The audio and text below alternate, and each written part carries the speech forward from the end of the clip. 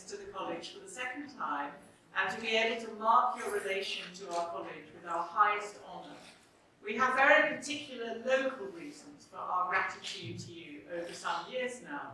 You and your charitable organisation, Live to Love, have supported one of our students, Joshua Doherty, in his MPhil in Tibetan and Himalayan studies, who would otherwise not have been able to do his work here. Student support from benefactors such as yourself is of the utmost importance to our work here, and we appreciate it deeply.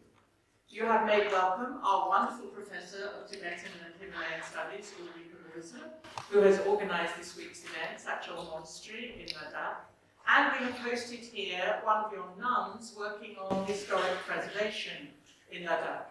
We are also very excited at the possibility of further collaborations and a wider relationship with you, which I know has been under discussion during your visit. For us to be able to receive you and honour you here is a very momentous occasion for us. As the world knows, you are a spiritual leader of great inspiration to a very large number of people.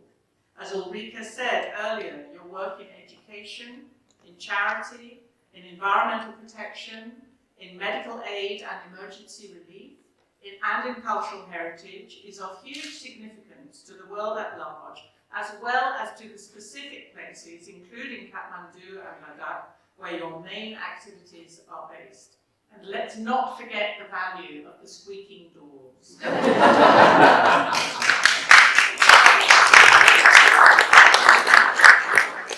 world is a better place for your foundation of abbeys and nunneries, your spiritual eco-pilgrimages, your mass cycling initiatives, your tree plantings, your writings, and your empowerment and championing of women's rights, especially with your legendary Kung Fu nuns. As the first woman president of this college, those aspects of your work are of special significance to me. You have been widely acclaimed for your great works, including by the United Nations Millennium Development Goals Award and by the President of India's Green Hero Award. It's a great privilege for us to be able to add from our own institution a mark of our profound respect and admiration, and also of our friendship, by awarding you, to celebrate the 50th anniversary of the college last year, an Honorary Fellowship of Wolfson College. I'd now like to present this to you, along with a small gift in the Wolfson College colours, which are not unlike your own.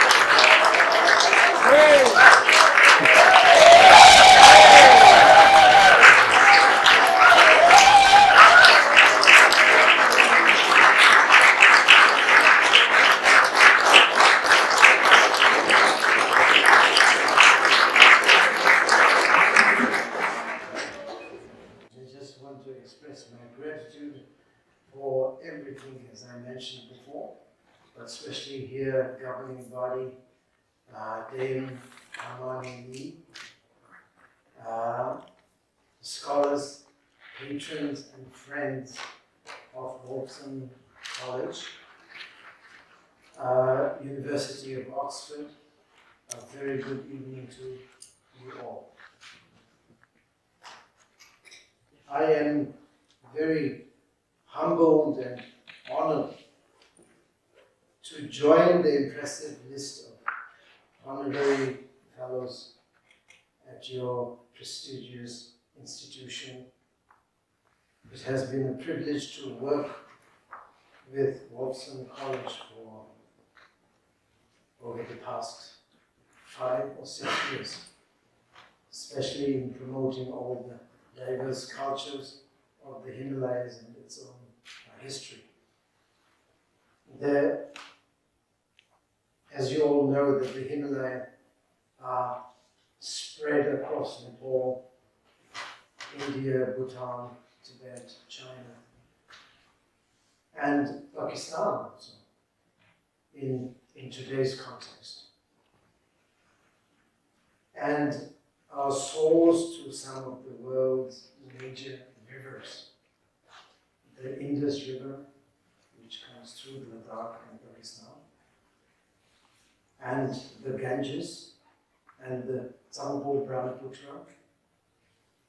Therefore, the Himalayas are also home to some of the world's most ancient and diverse civilization. Many different spiritual traditions, such as shamanism, Hinduism, and obviously the Buddhism, took roots in the Himalayas and spread to the rest of the world. So, in that respect, I would say Himalaya is kind of a birthplace of entire religion and spiritualism. And it's very important from that point of view. It is a very important, Himalaya is something very important that we should not forget. As you all know, I myself claim myself to be a master called Dragon. The Dragon Master. More than 800 years ago, the first Gyalwang Drukpa, I am the 12th Gyalwang Drukpa. So the first Gyalwang Drukpa, more than 800 years ago. When he came to a place where he was thinking about setting up his first settlement to spread his teachings and lineage. That place, he found 9 dragons, and as he walked closer to that place, the 9 dragons flew up in the sky with loud clap of thunder. And he named the lineage Drukpa. Drukpa in Tibetan, Drup in Tibetan means dragon. So this actually Druk lineage, the dragon lineage. So he named his lineage as a Drukpa. After many centuries, his reincarnations and his students and their reincarnations spread the spiritual legacy to all parts of the Himalayas for centuries. Many Buddhist kingdoms in the Himalayas became patrons of the Drukpa lineage. I believe this is what our spiritual lineage is able to contribute to the heritages of Himalayas and beyond. Today, when traditions seem to be in conflict with modernization, we in the Himalayas too struggle to find ways to bridge the differences. Most of our youngsters, who are the leaders of our future generations, have become disillusioned about their own cultures and traditions. This is what I was expressing a while ago, that the people, the leaders, the monks, the nuns, even the reincarnations, like the Master Lama, they all seems to be lazy in terms of preserving heritages and culture of Himalaya and culture of lineage and beautiful traditions of different regions of the Himalayas. This is not just one tradition when we talk about Himalayan tradition. It's not a one tradition. It has many, many, many different traditions. So all these traditions needs to be preserved in order to make it complete. So we all have to be working hand in hand with the full knowledge of the importance of the Himalayan culture and the heritages. But unfortunately, not many of us could manage to put everything together.